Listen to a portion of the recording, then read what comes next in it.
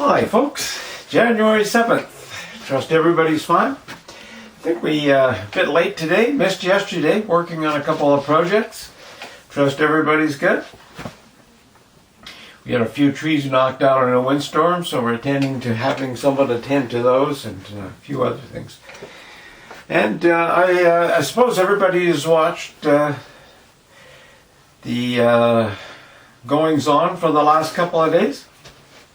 What I'm finding is an interesting contrast. The Washington protest is not called a protest, it's a wild riot, if you're depending which channel you're watching or what side of the coin you're on. Sort of intriguing. And of course, don't want to get into it too much. You're probably already fixed on the side of the tracks you want to be on, and so we'll just sort of leave it at that. I don't think it's over till it's over. I think there's more crap going to happen, and I don't think it's going to be comfortable for most people. But we'll watch and see. It's an interesting phenomenon, you know. If you repeat a lie long enough and often enough on mainstream media, the people will start to believe it as truth. And if you sort of knock truth long enough, you don't have to knock it too long on mainstream media with your favorite talking heads. Well, people believe that truth is a lie, lies are truth. You can turn night to day and day to night in the 3-second attention span or 3-minute attention span that a lot of people who watch television have, I suppose. I think they say it's a 3-minute attention span. And it's sort of interesting. We're living in an upside-down kaleidoscope right now. And, well, we'll have to wait and see. We'll have to wait and see. And I'm just debating whether I should put a couple of links in or not. Maybe I will. You know, I watched the goings-on from live reporters who were on the scene. And there's just a lot of people in Washington, and I was surprised at how quiet. There was the hum of the crowd, but it was so much unlike the Portland or the Kenosha or the Seattle, the CHOP area. I mean, the people were they were interviewing people, the roving reporter, and they were all calm. Well, a couple people seemed a little bit goofy, but that's to be expected.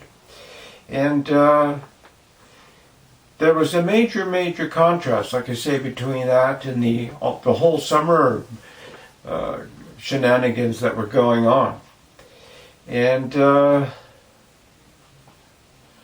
someone popped in to see us, and I had been watching this for about 4 hours, and they said, "Have you seen the riots?" And I said, "What do you mean the riots?" And they were watching the regular mainstream media, and they were talking about a riot. And I hadn't seen a riot. We knew that someone had broken some windows and gone into the building. And it was, you had this feeling that there was something not sort of right with that. Because the rest of this multi-thousands of people, this crowd was quite calm and, it just wasn't doing any violence at all. They were just there sort of making a statement. And then you heard about somebody being shot, and rumors were flying about. And I have since been able to watch that video. There's videos came through, although they had shut off a lot of cell phones, and they were jamming cell phones and social media, trying to control the thousands of people there, or to control the communications. Now, there are some places they were sort of trying to confiscate cell phones and all that, cameras and that sort of thing. But you probably already have seen that video where there's National Guard or police or FBI, whatever, on one side, and police on security on the other side, and a guy taking aim, and all of a sudden this lady is shot. And at the instant you wonder why did they do that? Why did he do that? And nobody started burning buildings or anything like they did in the BLM days when Floyd was sort of injured or killed or died or whatever they want to call that. And it's intriguing because today there's a lot of people saying, wow, if that had been black people, they'd have been beat up. And I'm thinking, in Black Lives Matter marches, the cops are either called off or we're kneeling down with you. So I don't understand what you're talking about. You guys were hauling TVs and shit out of stores and burning places and burning cars and burning police cars. I see there was a police car left in the middle of the crowd. Nobody broke a window, nobody set it on fire. So there are big contrasts. But the bigger contrast was when you got onto mainstream media.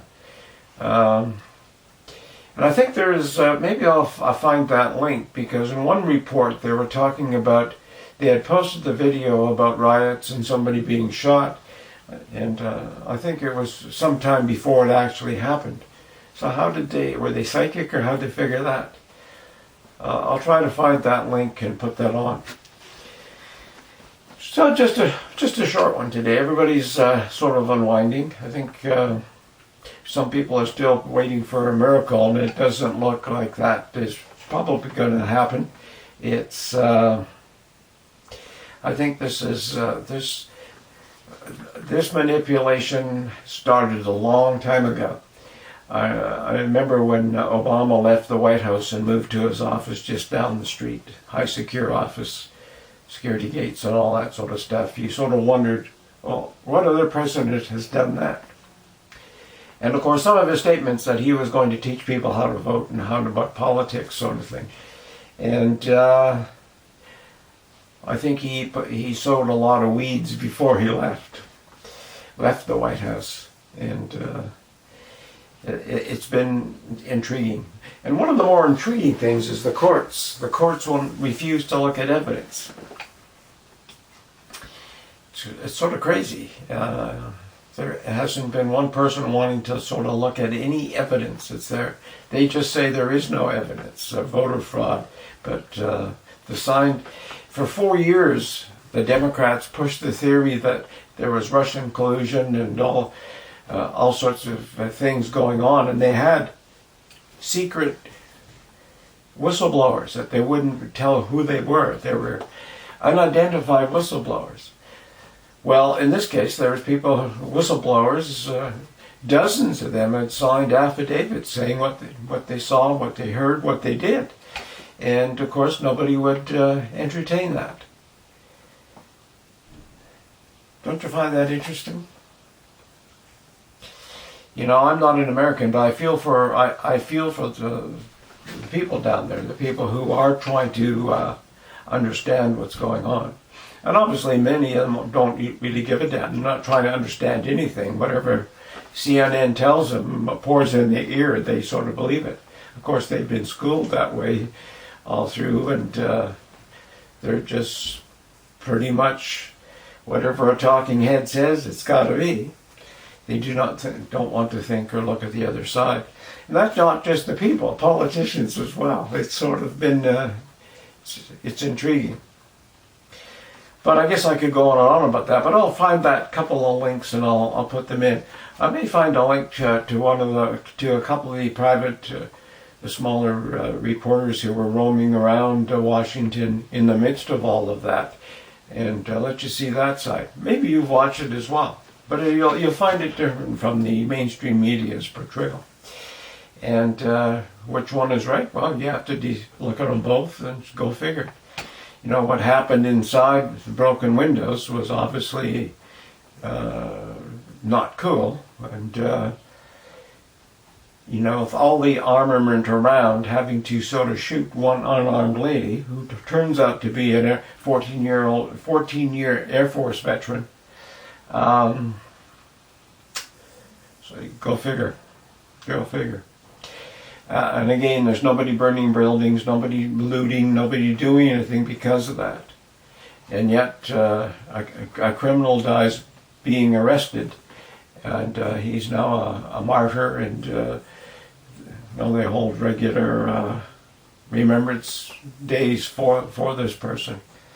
And a life is a life, but again, we live in a world of contrasts where right is wrong, wrong is right, black is white, white is black, day is night, night is day. Take care. We'll see you again.